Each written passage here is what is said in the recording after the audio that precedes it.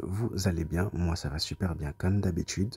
Alors aujourd'hui je ne vais pas vous proposer une vidéo montage comme d'habitude, mais plutôt on se retrouve sur le site Pridewin pour explorer à peu près les différentes bannières qui vont arriver sur le jeu si les développeurs essaient de suivre la timeline sur la version CN, c'est-à-dire l'ordre des bannières, parce qu'on ne sait pas encore aujourd'hui si les bannières suivront le même ordre, mais on sait que les unités limitées viendront quand même, arriveront. Ce ne sont pas des unités exclusives à la bannière, à la version CN.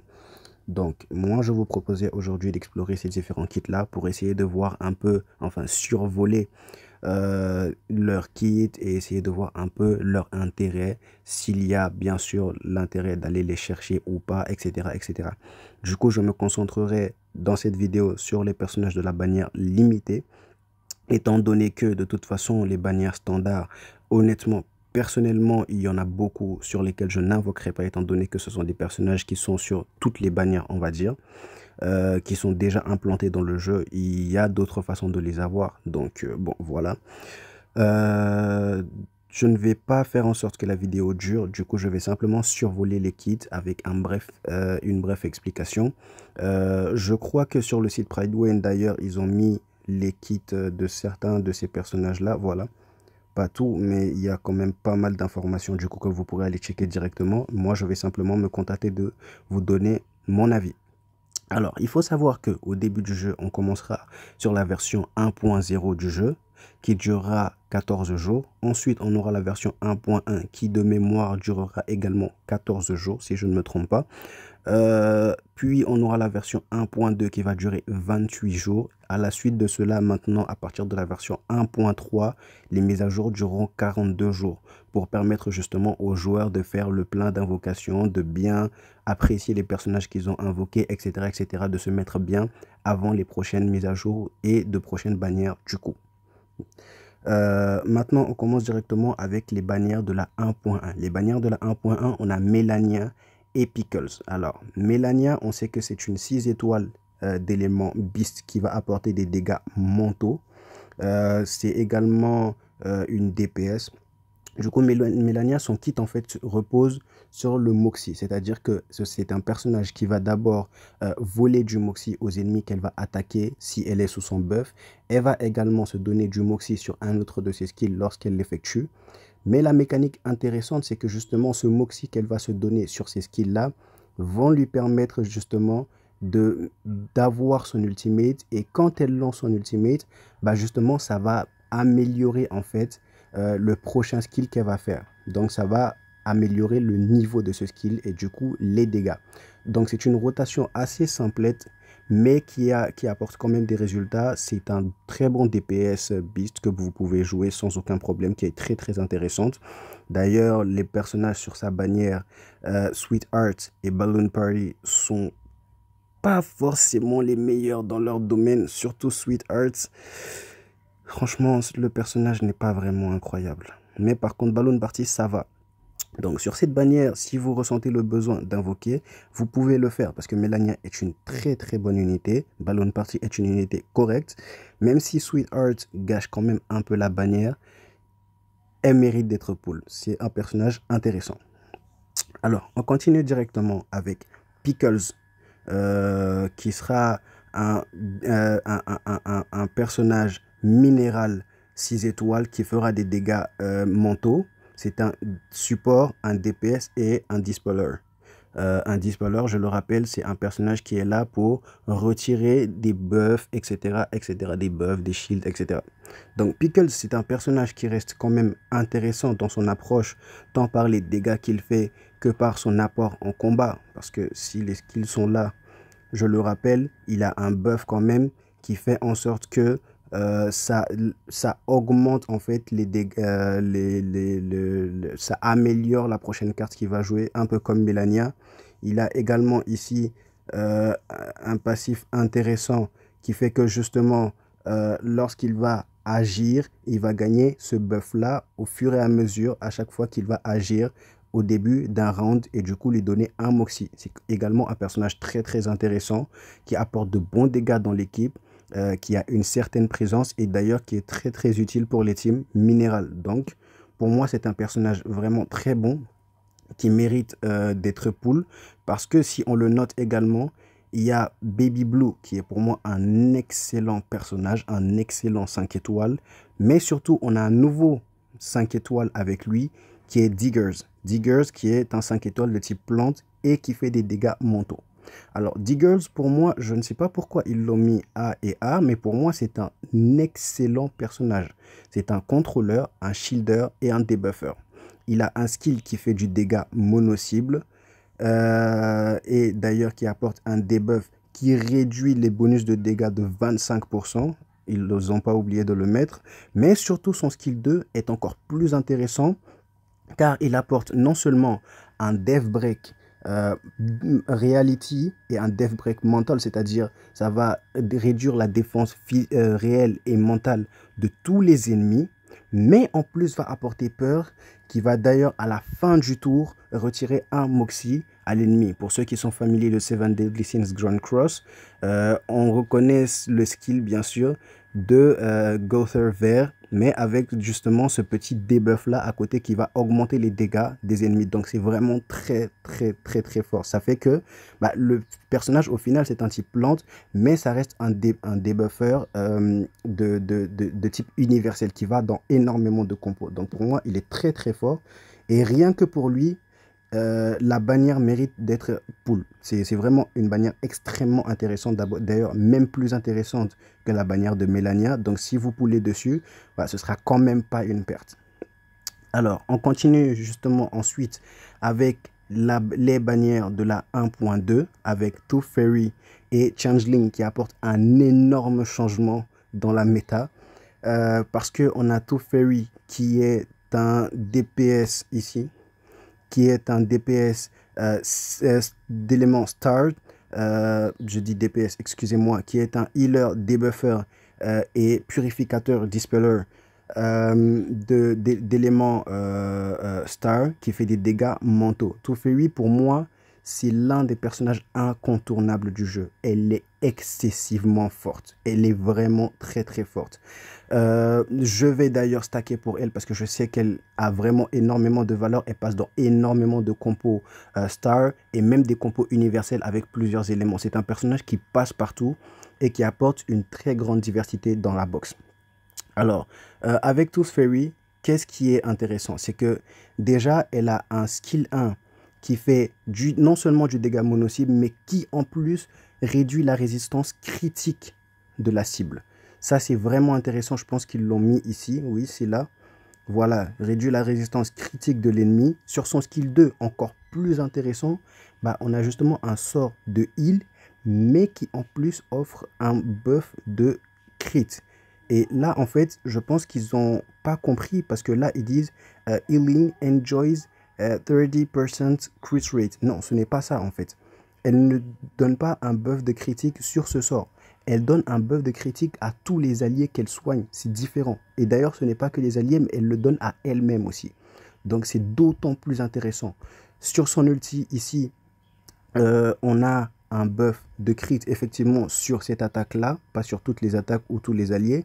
Mais ce qui est intéressant encore, c'est qu'elle apporte du dégât mono-cible, en plus de purifier les ennemis de tout leur malus. Alors, ce qu'il y a d'intéressant aussi, c'est que justement, en passif, lorsque vous débloquez son Insight 1, j'en parle parce que c'est elle, voilà, c'est mon coup de cœur, elle va d'abord se donner 3 stacks de buff de Baby Tooth à elle-même. Mais ce qui est intéressant à savoir, c'est que à chaque 5 stacks de ce buff-là, elle réduit passivement la résistance critique et la défense critique de tous les ennemis. Et d'ailleurs, ce qui est intéressant, c'est qu'à chaque fois qu'elle va faire un ulti, elle va justement se donner un stack de Baby Tooth directement en passif. Et ça, c'est extrêmement intéressant. Le Insight 2, on le sait, c'est la plupart du temps, c'est un buff de stats, d'effets, etc. Le Insight 3 est encore plus intéressant parce que en fait, là, elle va gagner 2 stacks supplémentaires dès le début du combat. Ça fait que dès que le combat commence, directement, Tooth Fairy baisse la résistance critique et la défense critique de tous les ennemis. Et c'est extrêmement intéressant.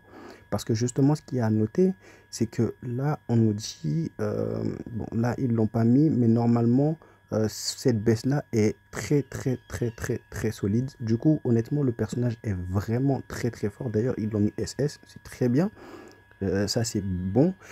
Mais du coup, ce qui est intéressant sur cette bannière, c'est que les trois personnages en rate up sont incroyablement puissants. C'est-à-dire que les trois sont vraiment exceptionnels. Teferi, un support healer d'exception, un des meilleurs pour moi. Si ce n'est peut-être la meilleure dans son domaine. On a Bjorn Bloom, qui est un incroyable DPS 5 stars, c'est-à-dire l'un des meilleurs DPS même du jeu, à l'heure actuelle 6 étoiles y compris, en tout cas à la 1.0 lorsqu'on va commencer, et elle ne perdra non plus pas en valeur en continuant. On a Bloony, qui est également un excellent DPS, qui va également arriver, je ne sais pas du tout pourquoi ils l'ont mis B, ça m'étonne énormément, parce que Bloony est très forte, hein. Elle est vraiment forte. C'est un DPS qui est orienté crit, un peu à la Mathilda ou à la Eagle, qui du coup qui va se donner des buffs crit, mais également qui va faire en sorte que ses dégâts augmentent en fonction de ses crits, etc. Je ne sais pas pourquoi ils l'ont mis B, ça m'étonne énormément, mais bon.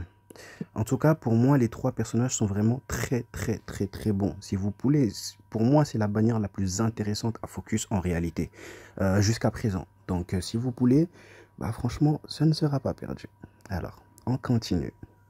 Alors, en continuant maintenant, on a la bannière de Changeling. Alors, cette bannière-là, je suis assez mitigé, parce que Changeling est quand même un personnage qui va énormément diversifier la méta, autant par rapport à sa présence, car c'est un personnage de type plante, qui va faire des dégâts réels aux ennemis, mais surtout ce qui est intéressant, c'est que le kit de Changeling est basé sur du poison, et c'est exactement ça qu'on attendait en fait dans le jeu, parce que si vous remarquez, il y a un personnage au début du jeu qui avait cette mécanique, qui est Sotebi, qui justement est un healer, mais également apporte un malus de poison. Et du coup, pour moi, le personnage était assez compliqué parce qu'on ne pouvait pas tirer profit de ce skill-là qui appliquait des poisons. Mais du coup, on a Changeling maintenant qui arrive, excusez-moi, je suis désolé, qui arrive avec une mécanique extrêmement puissante, vraiment très puissante, parce que sur son S1, elle va faire des dégâts réels sur deux ennemis et va appliquer des dégâts supplémentaires si l'ennemi a un malus. Et ce malus comprend l'empoisonnement, des stats réduites, etc. Tous les types de malus. Sur son S2, on a justement des dégâts également réels, mais cette fois-ci mono-cible, ici, voilà, mono-cible, qui va non seulement augmenter les dégâts qu'elle va faire, qui va ajouter des dégâts additionnels si l'ennemi est sous malus, mais en plus également apporte... Ah, excusez-moi, j'ai confondu les deux skills. Il y a un skill qui fait des dégâts supplémentaires par rapport au malus et l'autre skill directement qui fait des dégâts supplémentaires par rapport au stack de poison. Alors, vous allez me dire que c'est un type personnage orienté poison, mais qui n'applique pas poison. Comment c'est possible? Alors, ce qu'il y a d'intéressant ici, c'est que d'abord, sur son ultimate, elle met empoisonnement sur tous les ennemis. C'est très intéressant. Mais du coup, ce qu'on va noter, ce qui est très fort sur elle, c'est que sur son Insight 1, lorsqu'elle va attaquer un ennemi qui est sous poison, elle va infliger des dégâts supplémentaires. Sauf que le plus intéressant dans tout ça, c'est que lorsqu'elle va rentrer sur le terrain, elle va infliger d'abord, là ils ont mis after entering combat at the start of every third round. Bon, là c'est également une erreur de plus, Pridewin. Là c'est une erreur parce qu'ils disent que quand tu vas rentrer dans le combat, tous les 3 tours, tu vas infliger un stack de poison sur tous les ennemis. C'est incorrect. Parce que la réalité c'est que lorsque Changeling va rentrer en combat à travers son Insight 1, elle va appliquer directement un stack de poison à tous les ennemis, directement, pendant 2 tours. Et à la fin de ces 2 tours-là, tous les 3 tours, elle va réappliquer des stacks de poison ensuite. C'est ça en fait, c'est une nuance. Ce n'est pas tous les 3 tours après être rentré en combat, c'est au début du combat, elle met du poison sur tous les ennemis. Et à la suite de ça, après les 2 tours de ce poison, tous les 3 tours, bah, directement, elle va gagner en fait, elle va donner un stack de poison à tous les ennemis. Vous voyez ce que je veux dire? Donc là, ah ok, je comprends ce qu'ils veulent dire. Ils disent every round, 1 3, 6, 9, 12, etc. Effectivement, c'est ça. Au round 1, directement, elle applique. Et ensuite, round 3, elle va appliquer. Et tous les 3 tours, bah, elle va directement appliquer un poison supplémentaire. Alors, ce qu'il y a d'intéressant, surtout, et qui sublime le personnage, c'est son Inside 3. Parce que cet Inside 3 fait en sorte que lorsque Changeling attaque un personnage qui n'est pas sous poison, elle inflige un stack de poison pendant 2 tours. Et c'est extrêmement intéressant de le noter parce que on va vouloir faire à partir de là le S1 de Changeling pour justement attaquer plusieurs ennemis en même temps et du coup mettre des stacks de poison sur plusieurs ennemis à la fois. Et vous allez voir que c'est extrêmement intéressant à partir du moment où vous avez la bonne synergie, par exemple pour une compo plante ou avec une team poison, avec Kanjira, Sotebi, etc. C'est extrêmement fort. Donc ce personnage, honnêtement, mérite d'être pool également pour moi. Alors là, ça fait beaucoup de personnages qui méritent d'être pool. C'est pour ça que je vous dis en fait, essayez de ne pas trop vous éparpiller et de pull sur toutes les bannières. Essayez de stack un minimum pour justement pouvoir vous garantir au moins le 6 étoiles des bannières limitées. C'est vraiment important parce que ces personnages, la plupart d'entre eux sont des game changers par rapport à ce qu'ils apportent dans le jeu. Donc si vous avez même un doublon, les doublons, c'est pas important. Si vous avez même une fois le personnage, c'est extrêmement fort. Donc essayez de vous les garantir vraiment, c'est très très important. Alors là, on sait que Necrologist, enfin, c'est pas un personnage non plus exceptionnel. Honnêtement, elle gâche même un peu la bannière pour moi. Là, ils le disent même. Mais après, il y a quand même Aurorpedia qui est pour moi un très très bon personnage minéral. Je suis d'accord. En early et en endgame, il est très fort. C'est un debuffer DPS Dispeller qui fait des dégâts de type manteau, bien sûr. Et ce qui est intéressant aussi sur le personnage, c'est que le personnage fait du dégât mono-cible sur ses skills, AOE sur son ultimate. Il inflige peur, du coup, qui fait perdre un Moxie à la fin du round. Ça, c'est plutôt intéressant, on va dire. Mais surtout, ce qui est bien, c'est que le personnage, en fait, il retire les buffs et les postures sur l'ennemi qu'il va attaquer. Mais ce qui m'embête un peu avec lui, c'est que c'est sur un ennemi et c'est à partir du niveau 2 de sa carte. Donc bon, je vais pas plus m'attarder sur le personnage. Il est intéressant, mais sans vraiment plus. Il est quand même intéressant, mais le plus intéressant sur la bannière reste Changeling. Ça, c'est à noter. Donc là, on a fini avec les bannières de la 1.2. On va aller directement avec deux très gros personnages avec deux mécaniques très fortes. Alors, la première bannière de la 1.3, ce sera Shamana. Shamana sera avec Kanjira et Tenante. Je vais vous le montrer dès maintenant. Les deux personnages sont excellents. Alors, je ne sais pas comment ils l'ont noté sur Pridewin, mais Kanjira et Tenante sont extraordinaires à leur manière. Alors là, ils l'ont noté B. Ça me surprend de nouveau parce que c'est un excellent personnage avec Changeling, Sotebi, etc. C'est un excellent personnage de type plante qui applique poison, qui est très fort. Il n'y a rien à dire. Honnêtement, le personnage, moi, je l'aime beaucoup. J'ai vu des vidéos, des lives, etc. Où les Chinois faisaient des dingueries avec le personnage, mais genre vraiment monumental. Et là, on a Tenante qui est également un très bon debuffer, un bon shielder qui donne du shield à tout le monde, qui break reality, etc. Le personnage, on le connaît maintenant, très fort.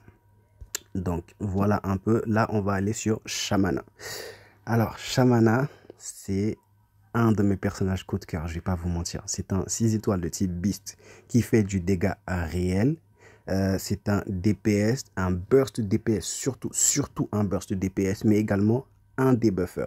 Parce que Shamana a une mécanique assez particulière en réalité. C'est-à-dire que sur son skill 1, il va faire en sorte de réduire la défense. C'est où?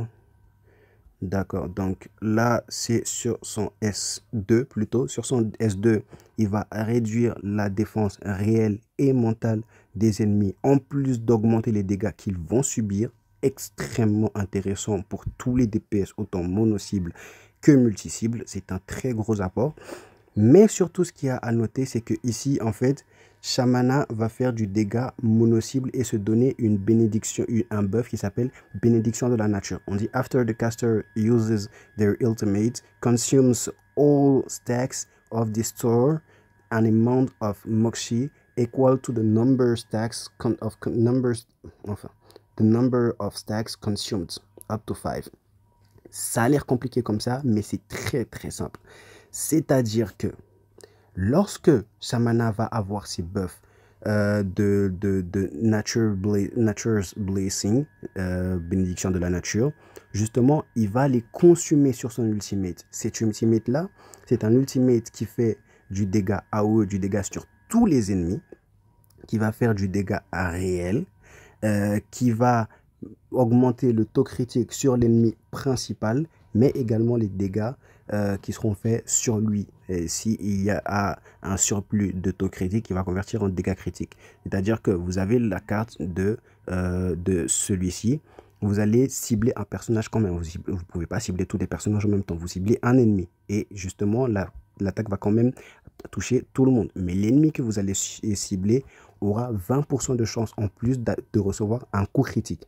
Et lorsqu'il va recevoir ce coup critique, justement, non seulement les dégâts critiques vont être amplifiés si vous avez un excès de taux critique, mais surtout, il va apporter un dégât additionnel, un dégât supplémentaire qui n'a rien à voir avec le taux critique en plus sur lui. Et ça, c'est extrêmement intéressant parce que vous vous rendez compte que cette attaque est très puissante, fait beaucoup de dégâts, mais surtout, si vous spammez son skill 2, bah justement, ça va faire en sorte, son skill 1 plutôt, ça va faire en sorte que le personnage va avoir très très souvent et très très vite son ulti. Et du coup, bah, va faire quand même énormément de dégâts AOE, alors que de base, le personnage reste quand même un DPS orienté mono-cible, on va dire, entre guillemets.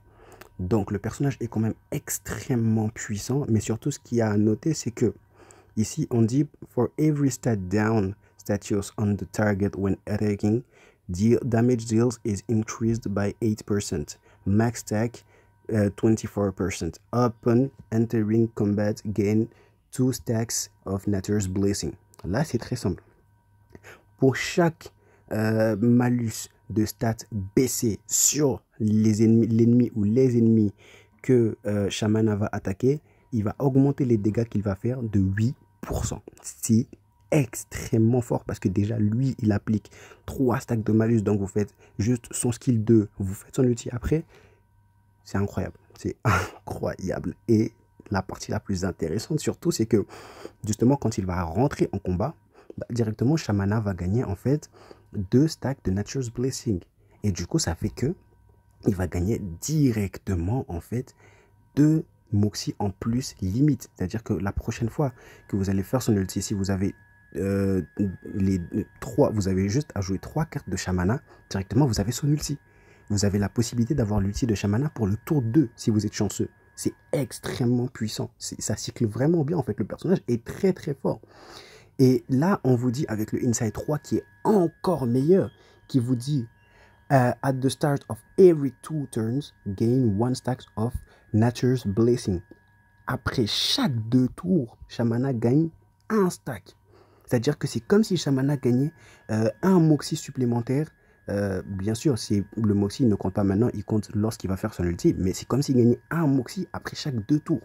Et là, ce qui est intéressant à noter, c'est que justement, c'est vraiment tous les 2 tours, c'est-à-dire il va le gagner au tour 1, directement d'emblée, et directement ensuite 2 tours après, c'est-à-dire au tour 3, ils vont en gagner un autre, ainsi de suite, ainsi de suite. C'est vraiment excellent. Le personnage est incroyablement fort, autant en debuff qu'en DPS. C'est incroyable. Donc honnêtement, voilà, c'est le personnage, si vous pouvez le poulez-le. Il est vraiment très très fort. Et surtout, les 2 autres personnages sur sa bannière également sont très forts. Donc n'hésitez pas du tout à le pull.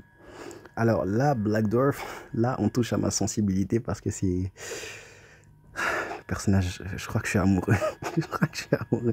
Mais bon, bref, je vais pas aller m'éparpiller. Du coup, sur Black Dwarf, malheureusement, sa bannière est mauvaise. On va pas se mentir, les rétops ne sont pas incroyables. Satsuki n'est pas vraiment ouf. Vraiment, voilà, je souffle. Balloon Party a un kit en vrai pas mal, mais juste mal orienté. Oui, si, ça va, mais c'est pas non plus excellent, excellent. Du coup, la seule sur la bannière qui est vraiment bien, c'est Black Dwarf. Mais heureusement que Black Dwarf est insane. Insane. Et du coup, elle remonte la valeur de la bannière à elle seule. Elle est incroyable.